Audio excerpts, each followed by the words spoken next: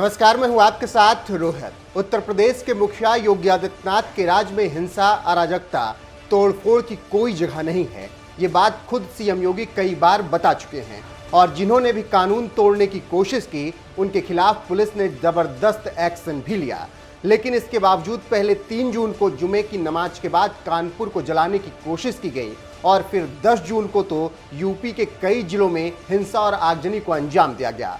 लेकिन जल्द ही दंगे के दोषियों को इसका अंजाम भुगतना पड़ा और एक तरफ जहां पुलिस का डंडा बजा तो वहीं दूसरी तरफ बाबा का बुलडोजर भी खूब दहाड़ा।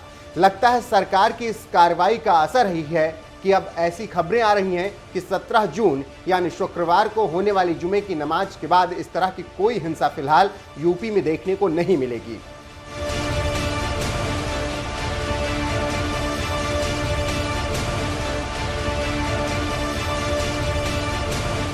बीजेपी प्रवक्ता रही नुपुर शर्मा ने पैगंबर मोहम्मद के बारे में जो कुछ भी कहा उसके लिए उन्होंने बाकायदा माफी मांग ली। लेकिन इसके बावजूद जुमे की नमाज के बाद कट्टरपंथी मुस्लिमों ने प्रयागराज, सहारनपुर जैसे जिलों में तोड़फोड़ की, हिंसा की, आगजनी को अंजाम दिया और जवाब में पुलिस ने भी ताबड़तोड़ कार्रवाई करते हुए हिंसा के आरोपियों को धर दबोच कर जेल में भर दिया।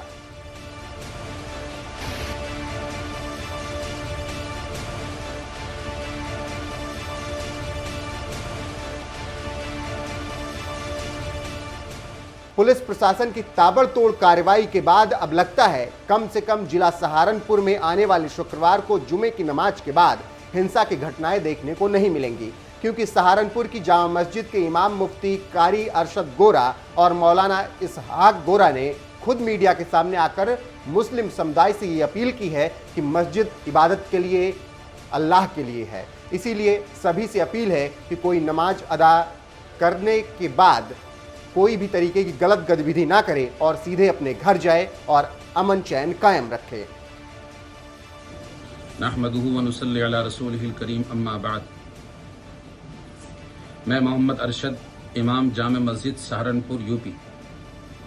सहारनपुर की हमेशा रिवायत रही है कि सहारनपुर के लोगों ने अमन और शांति को पसंद किया है और अमन का पैगाम दिया है। जुमा के दिन जो घटना सामने आई थी वो यकीनन सभी को झंझोड़ देने वाली थी। हमने उस रोज भी उसकी निंदा की थी और आज भी करते हैं। मस्जिद इबादत के लिए है। कुरान में अल्लाह ने फरमाया व अन्नल मसाजिद लिल्लाह, मस्जिद अल्लाह के लिए है। इसका एहतराम हम सब पर जरूरी है। मैं सब लोगों से अपील करता हूँ, जुमा की नमाज हो या और कोई नमाज हो, नमाज अदा करें और अपने घर जाएं या अपने काम पर लगें और जो कोई काम ऐसा न करें जो शरीयत और कानून के खिलाफ हो। अमन व अमान कायम रखें और ये हम सब की जिम्मेदारी है कि अमन व अमान कायम रखें। जो कुरान हदीस कहता है और जो कानून कहता है उस पर अमल करें। सहारनपुर जिले की जामा मस्जिद कमेटी की ओर से एक फरमान भी जारी किया गया जिसमें नमाजियों से मोहल्ले में नमाज अदा करने की अपील करते हुए लिखा गया। सहारनपुर में 10 जून की नमाज के बाद शहीदगंज बाजार से होते हुए 20 लाख से कम आयु के कुछ बच्चे नारे लगाते हुए घंटाघर पहुंच गए। उनके इस अचानक कृत्य से नगर के जिम्मेदारी दुखी हैं। इस पर गंभीरता से विचार कर प्रबंध समिति वक्फ जामा मस्जिद कलां शहीदगंज के निर्णय लिया है कि 17 जून की जुमे की नमाजी अपने मोहल्ले में ही अदा करेंगे ताकि कोई अप्रिय घटना ना हो और जामा मस्जिद में भी अधिक भीड़ ना जुटे।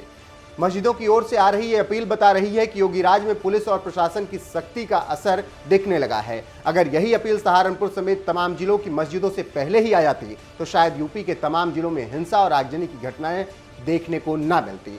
लेकिन लगातार 2 शुक्रवार को हुई हिंसा के बाद अब 17 जून को होने वाली जुमे की नमाज से पहले जिस तरह से सहारनपुर की मस्जिदों के मौलानाओं ने नमाजियों से ये अपील की है कि नमाज पढ़कर सीधे घर लौटें, उस पर आपका क्या कुछ कहना है? अपनी राय कमेंट कर हमें जरूर बताएं।